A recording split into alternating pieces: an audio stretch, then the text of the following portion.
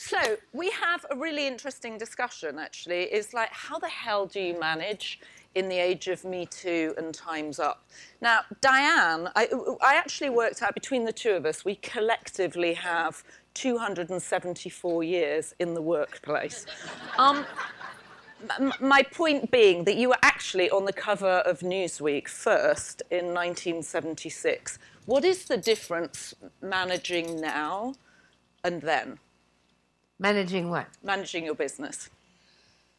Oh, Only you could ask that question, by the way. First of all, I'm not a good manager to start with.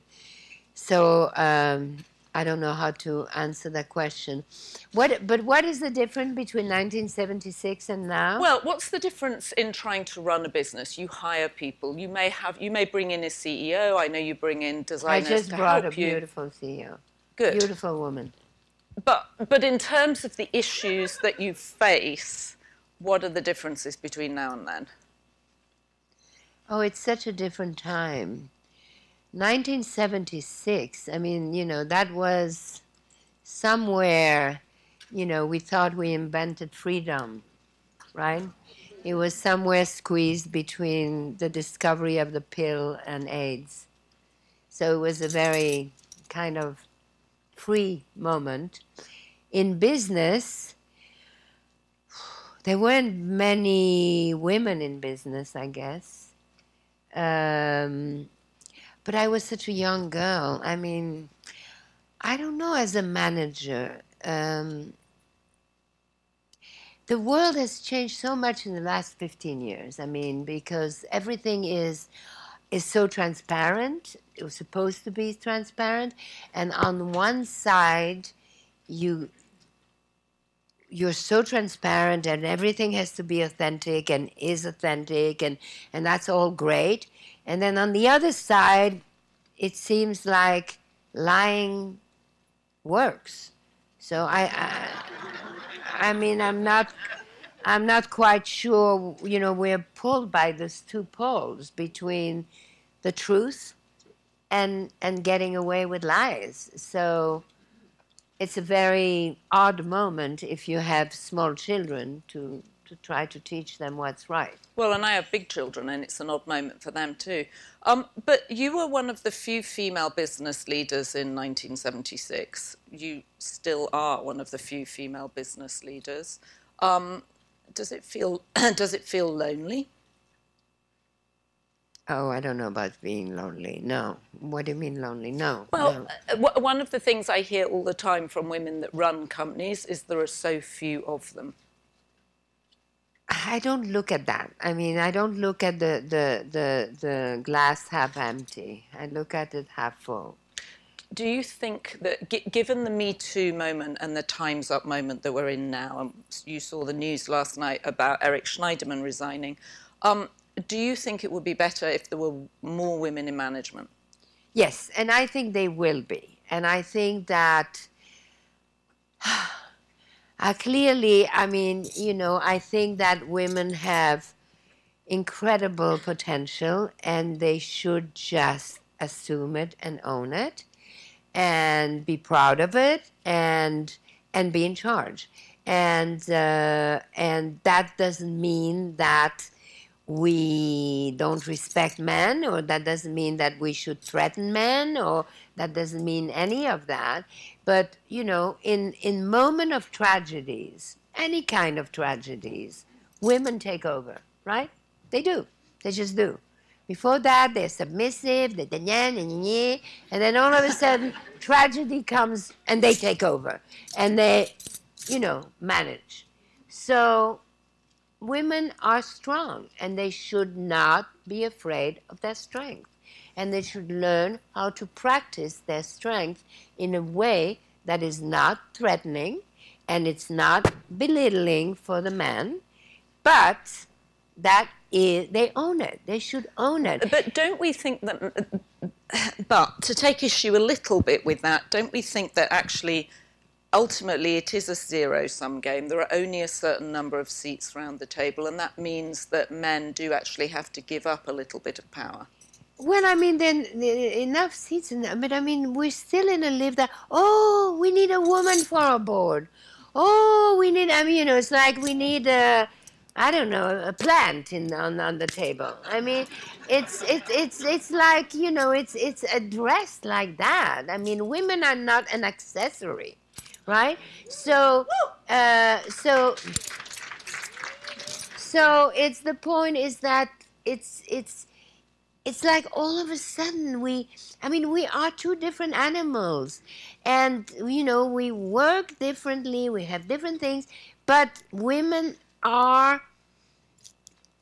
Well, women are missing. Isn't the point, though, that you might be right, we might be different animals, we have different strengths, or perhaps we have the same strengths, but the point is that women are missing at the table. So how do we address that? Well, now they are. It is being addressed. I mean, and this whole Me Too thing is a great thing. I mean, do I think that, people say, well, that means that men aren't going to ask women to come to a business trip, and women and this and this is there any collateral damage, or however you call it? Yes, I'm sure some women exaggerate or something, but whatever, nothing compared to the abuse that women have had. I mean, and women should not be treated as meat.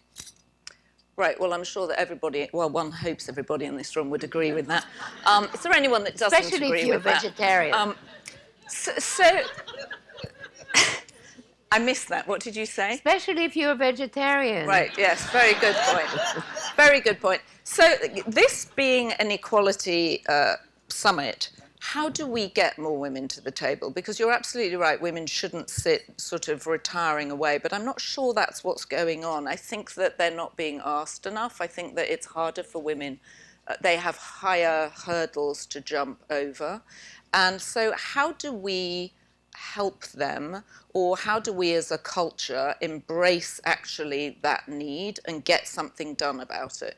Listen, it's harder to be a woman anyway, right? Women have their periods every month. Women give labor, and labor. I mean, women do things physically that hurt more. So we're equipped to that. It's okay. We just have to own, us women, we have to own our strength. We have to believe that in our own strength. And therefore, we have to present it. And therefore, we have to, there should be more women in politics. There should be more women running. There should be more women CEO. And they will be. It is happening. There's no going back, I think there's a little bit going. I think there is actually a bit of going back, interestingly. Well, even on our own city council, I think there's a bit of going back. Yeah, I think there's. Yeah, in fact, I just came from an interesting Women NYC, which is a sort of. They're going to announce it next week, but it's a big initiative about make it clear that New York is the best city actually for women in America to work in. And they reeled off a series of numbers that actually suggested things weren't getting better. And of the 500 Fortune companies, only one of them, there are 55 based in New York, and only one of them is led by a woman. Well, then it's full of opportunity. It is full of opportunity. So let's talk. Absolutely right. What a marvellous way to look at it. I want to wake up with you every morning because I feel like you would incentivize me so much more. I didn't mean it like that, but you know what I mean. So listen. You have to be careful today. You own your power beautifully. Talk to us a little bit about how you do that. How you don't look so alarmed. How do I own my power? Yeah, come on, you're a powerful woman. You stride around New York. You own all sorts of things. Okay, the first thing you have to know is that even though I own my power, that doesn't mean that some mornings I wake up and I feel like a total loser. Okay, so what do you do when you feel like a total loser? So then you have, I have a great trick for anyone who feels like a loser on a certain morning. You just think that if you doubt your power, you give power to your doubts. That's a good gift. Write it down. It's a good one. Yeah, no, that is a good It's gift. very helpful. If you doubt your power, you give power to your doubts. And that says a little bit everything, doesn't it? I mean, it's like, if you don't believe in it, then how are other people going to believe in it? So you just have to say, I can do it, and I will do it, and that's it. And so that's why I embrace the women who speak and who come out and who do all of that, because it's not easy. It's not a very pretty role to take and all of that, but it's useful. It's useful to a lot of women who have worked and went to school and went to university, and they finally have the great job and all of that. And there's this asshole of their boss who constantly harasses them and make them feel, and they think that it's a compliment. Every time you go by my desk, you touch my tits. I mean, what is that? I mean, why? I mean, so I like it. I didn't think, I mean, I don't know. I like this. I think this is good. Of course, it has, some give and take and so on. It's a very odd moment because then you have privacy. What?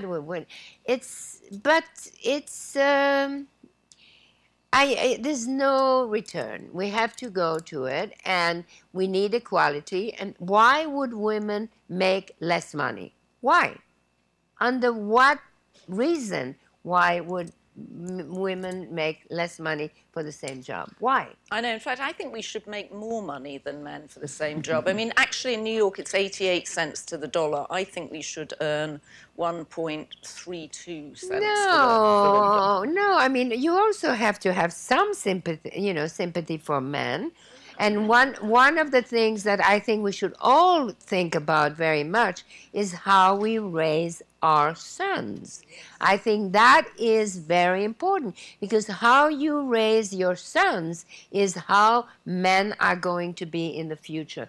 And women are a little bit responsible. If you think that in Italy, where the mama is so wonderful and so incredible, and they love their sons, and these sons, that's where there's so much domestic violence. Why? So we have to think about how to raise our sons. I think that's a very big issue, because 15 years go like that, 20 years go like that. So your little sons right now, they're men tomorrow morning. So that's... So what do you think? What do you think are the most pernicious influences on young men growing up now? I have two sons, and the idea that I can have any influence over them, frankly, seems incredible to me. No, but you're wrong, because my children are fully grown up, and I can tell you that when your children are teenagers, you think you have no power, and you think they don't hear you. Well, let me tell you, it's not true at all. If I had known I had so much power, I would have abused of it. So don't worry, no matter how many time you repeat and you think they don't hear you, it's not true. Okay, because good. One day you will see those sons, they have their own children, and all of a sudden you will hear they repeat all the things you said. So you have to wait a little bit, but I promise you that they hear what you say. Dear God, I hope you're right, because they're not hearing me right now. All right, so... Do women, what about this notion of mentors that we hear all the time? Oh, it's all about mentors. Did you have mentors? Did you have mentors? Did I have mentors? Yeah, I mean, my mother was my biggest mentor, because she was a tiger mom, and she was real tough. And she made me, fear was not an option. If I was afraid of the dark, she'd lock me in the closet. Today she would go to jail, but it worked. I was not afraid. So my mother was my first mentor.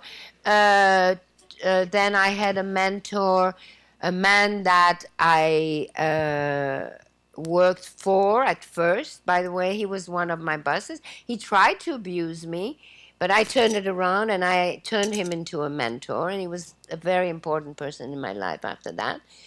Diana, I have a few mentors along the ways. But not like somebody who would sit and give me advice like that. I don't think I would have liked that this formally. Well, and I'm sure you perhaps didn't need it formally either. And do you see that as part of your role now? Because you mentored many people in fashion. Yes, but the word mentor sometimes I find a little patronizing or condescending, but I love to help people. I mean, because when you have any little bit of success in life, two things happen. One, you can pay your bills, and two, you have a voice. And when you have a voice, you have incredible, it's like having a little magic wand in your hand, and you can really introduce this person to that person. Even now, via email, you don't even need to speak, leave a message, and you could change someone's life. So I think those things are very important. Those things is how you can help people, and pay attention to everybody. Pay attention to small people, because small people will become big people. I mean, that is the beauty of all of that. The beauty of what people say, networking and meeting and talking. And I think it's important to pay attention to people and pay attention to their story and what they do. And if you can help this one and help that one, that is the beauty. And that is what the richness for them. I mean, you help people, but it's the richness for you. So, just going back to the Me Too Time's Up moment, what does success look like coming out of the Me Too moment for women in the workplace? What does success look like? I don't know. Success is like happiness. I mean, what is happiness? I mean, you're happy today and 2 minutes later you're not.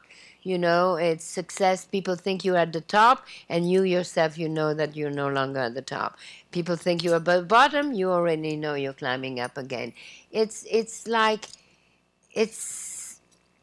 I guess what I there's mean then no, is how can we use the energy and the conversations that have been going on, especially about harassment in the workplace, to make a shift so it stops happening and that we do get more women in the management sphere and in the C-suite and on boards? I think women have to raise to the occasion and be firm and compassionate and strong and understandable, and we just have to join together. I mean, and listen, men are going to be forced now. HR department are all over the place. I mean, there's so much going on that people are scared right now. So women have to take advantage of that in a nice way, not in a exaggerated way, and we just have to get there.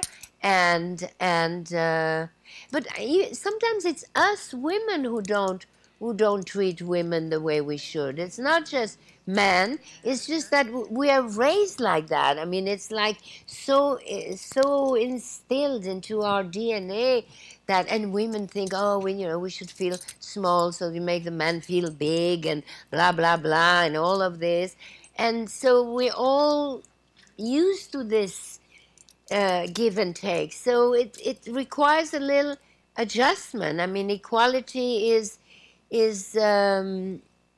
but so we'll find it. We'll find a new balance, and it's. But I mean, women should be running companies and should be on the board and should have a voice. I mean, it's unbelievable that women would not have a voice. I mean, how can women not have a voice? We have the planet. Well, and I can see that we're running out of time, but I want to tell everybody where they can get our T-shirts, because in case you can't see them, we're both wearing a DVF T-shirt that says "In Charge." Where can you get it? Oh, you can get it. You can get it in my shop. But the point online. but the point is that I always said, the DVF woman is a woman in charge. I've always said that, and all of a sudden I said, wait a minute, yeah. Because to be in charge means you're in charge of your body, you're in charge of your character, and you're in charge of your destiny to some degree. And I think that's a button that you have right there. And if you believe in it, then it will happen. Good. All right. The unbelievable Diane von Furstenberg.